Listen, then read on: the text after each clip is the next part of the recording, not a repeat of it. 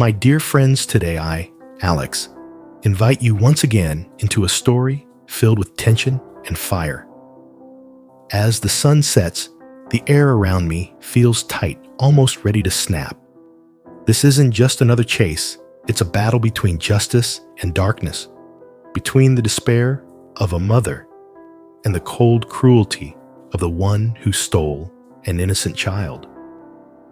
Dieu, a name that sends chills down anyone's spine, is still hiding somewhere out there. Just yesterday, she slipped through the police's grasp in a way no one could believe, leaving behind only fury and disappointment. But today, everything feels even more explosive. The entire city seems to hold its breath, waiting to see if the new clues will finally bring her into the light, or if once again her shadow will vanish into the night. Meanwhile, I can't take my eyes off Tu Nha.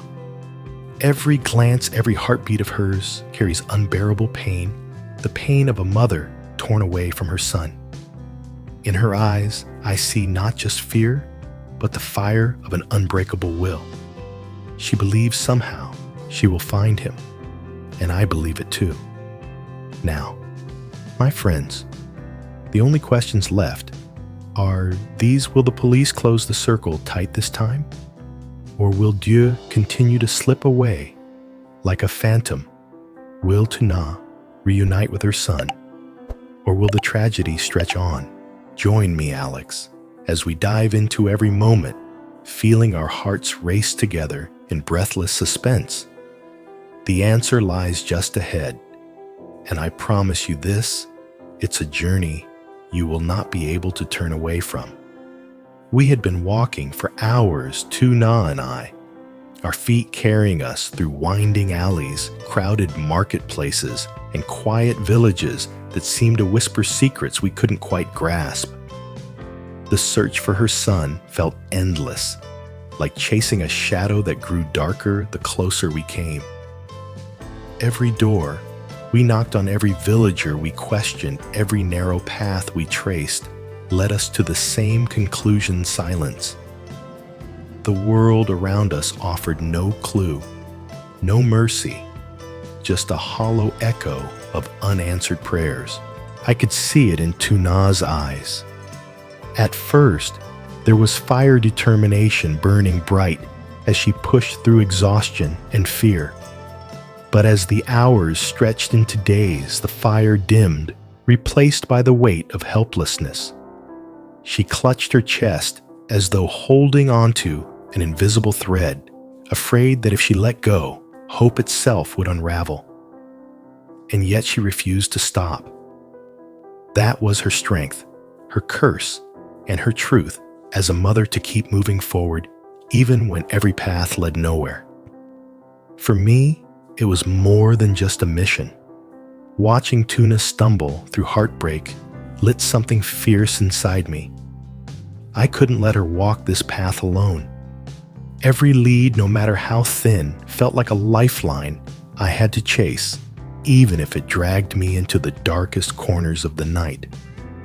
The name Dieu hovered in the air like a ghost, always present, always taunting, yet forever out of reach. The villagers spoke in whispers when her name was mentioned. Some looked away, others pretended not to hear, and a few crossed themselves as though warding off evil. It was as if Dieu had become a myth, a shadowy figure feared but never seen. That fear was the strongest barrier of all one that locked doors tighter than any chain.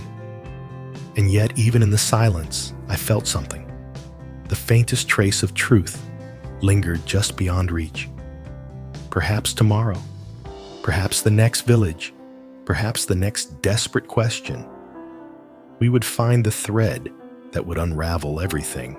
Until then, we walked, we asked, we hoped, and above all, we refused to surrender. I had been waiting for this call. Ever since the trail of Baju had gone cold, I knew she would eventually slip up. A woman like her, cunning, cautious, always a step ahead, still couldn't escape one undeniable truth. Henry, the child she clung to like her last possession, would need milk. That, I thought, would be her weakness. The police had predicted the same. For days they patrolled the city in silence, staking out the stores that sold baby formula, circling neighborhoods like shadows no one could name. It was a waiting game, and it tested everyone's patience. But today, the silence finally cracked. Henry had run out of milk. I could imagine the turmoil inside her. Fear gnawed at her, yet the cries of a hungry child were louder, sharper than any siren in her mind. She must have told herself it would be quick, that she would slip out unnoticed, buy the formula, and return before Henry even stirred in his sleep. She had done so many reckless things before, but this time necessity left her no choice. The moment she mounted her motorbike and sped off, her plan was already doomed. From their distance, the officers spotted her. No sudden moves, no rushing in like before. They had learned from the last mistake, when her desperation had fueled an escape no one thought possible. This time, patience was their weapon. They let her walk into the store, let her stand at the counter as if she were just another customer with an ordinary errand. They let her believe for one fleeting moment that she was invisible. Then the phone in my pocket buzzed. "Alex?" The officer's voice was low, but urgent, every word clipped intense. "We've got her. She's at a milk shop. Just made the purchase. We're tailing her now." A surge of adrenaline shot through me. For weeks, I had carried the weight of uncertainty, haunted by Tu Nha's hollow eyes as she searched for her son. This was it, our first real chance. My hands tightened around the steering wheel, as though gripping the possibility of justice itself. I pictured Ba Jiu walking back out of the shop, clutching the small bag of formula like it was her salvation. But what she didn't realize was that salvation was no longer hers to hold. Her every step was being watched, her every turn mirrored in silence by the officers trailing behind. For a heartbeat, I almost pitied her. Almost. But then I remembered the nights Tu Nha cried herself to exhaustion, the way her voice broke whenever she whispered her son's name. Pity vanished. This wasn't just about catching a fugitive. It was about bringing a boy back to his mother, restoring what should never have been broken. We had stopped on the roadside, exhausted. The weight of failure clung to us like a shadow. Tu Nha sat silently beside me, her hands clasped tight, her gaze lost in the distance. I wanted to say something to lift her, but the words refused to come. The air was heavy until suddenly my phone rang. The sharp buzz jolted me. I snatched it up. "Hello, Alex here," I said, my voice betraying my tension. On the other end, a voice spoke low and firm. "We found her, Ba Jiu." My heart skipped a beat. I shot upright. "What are you sure?" "Where is she? She's just been spotted buying milk. She's on her way back home. We've got eyes on her. I'm sending you the location now. Get there fast." The line went quiet. For a second, the world itself seemed to stop. I turned to Tu Nha. She looked at me with a mixture of fear and desperate hope. I could barely keep the tremor out of my voice as I said, "They found her. Tu Nha, they found her. This is it." For an instant, it was like watching someone come alive again. Tu Nha's eyes widened. Her whole body jolted as if struck by lightning. She sprang to her feet before I even finished the sentence. "Let's go!" she breathed.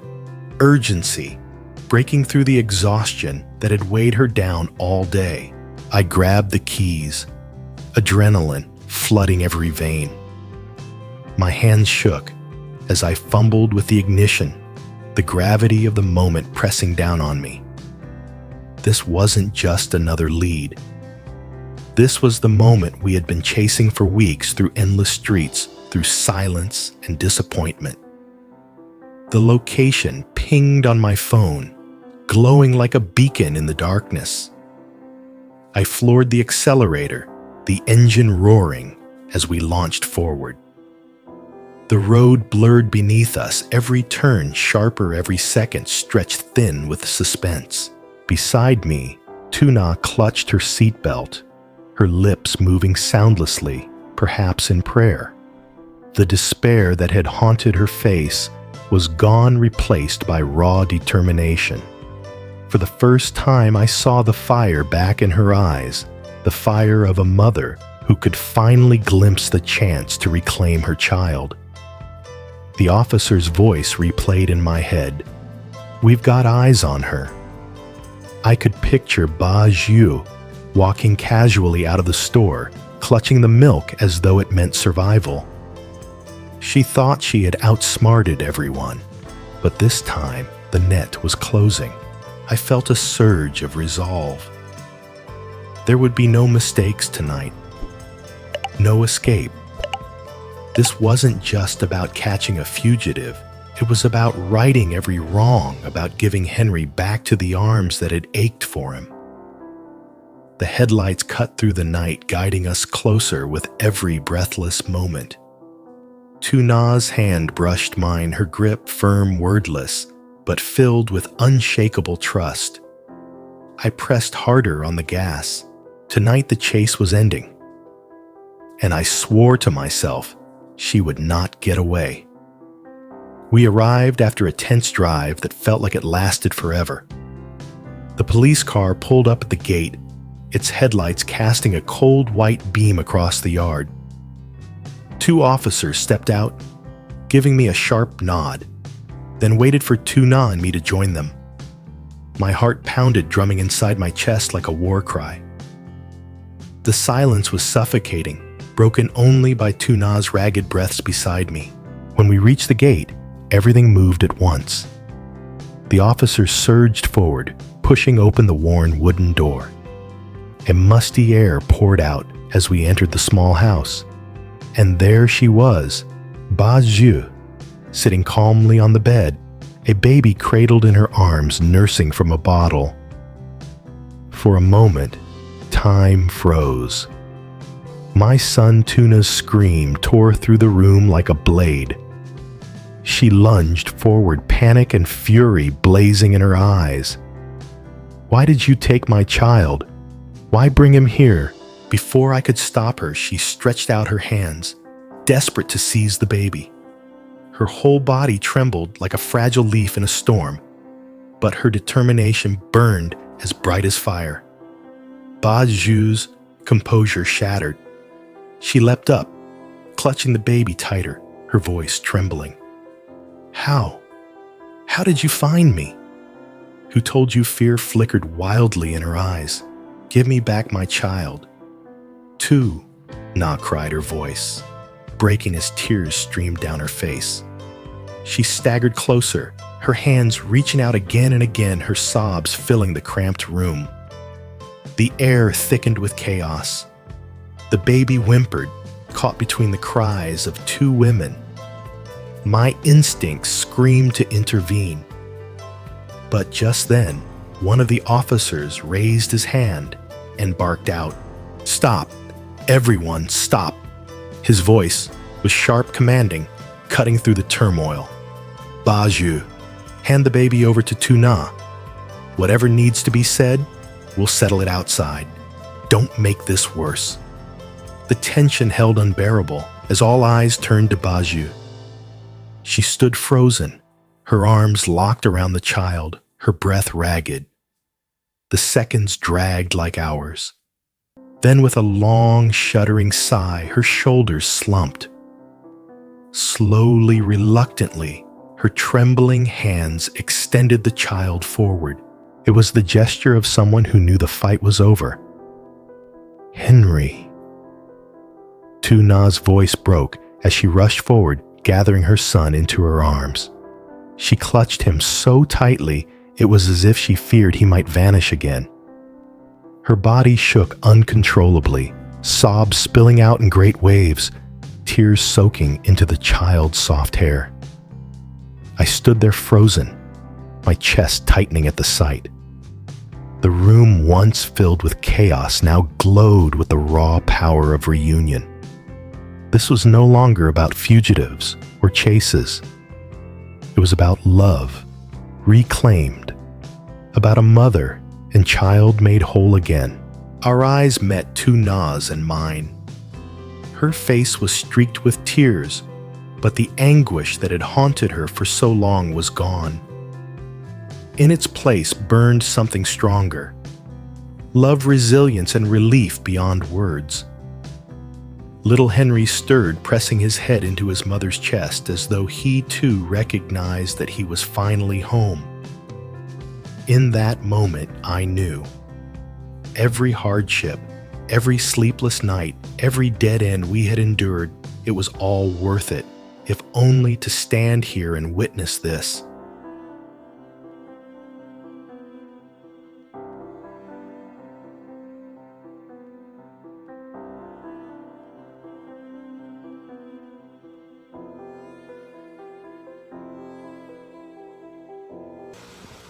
Bước vào một chàng trẻ mới đầy mạo hiểm. Nhưng điều gì sẽ xảy ra khi cô ấy gặp người đàn ông lạ ngay trên con đường xa lạ này? Đây chỉ là sự tình cờ hay một âm mưu đen tối đang chờ đợi? Với những bước đi của Nha dường như lại càng rơi vào thế nguy hiểm hơn khi những bí mật dần được hé lộ. Người đàn ông đó là ai? Có phải anh ta là người cô có thể tin tưởng, hay chỉ là kẻ lừa đảo muốn lợi dụng hoàn cảnh khó khăn của cô? Với tất cả những lo lắng trong lòng, Tự Na không chỉ phải lo cho bản thân mà còn lo cho con trai mình. Liệu có thể vượt qua thử thách này một cách an toàn? Câu chuyện này chắc chắn sẽ khiến bạn phải đắm chìm, không thể rời mắt khỏi màn hình. Đừng bỏ lỡ bất kỳ chi tiết nào trong hành trình của Tự Na, vì mọi chuyện, quyết định của cô ấy sẽ không chỉ số phận của mình mà còn là đứa con nhỏ yêu quý. Vì vậy, hãy nhớ đăng ký kênh và bật chuông thông báo để không bỏ lỡ những video mới nhất trên kênh của tôi.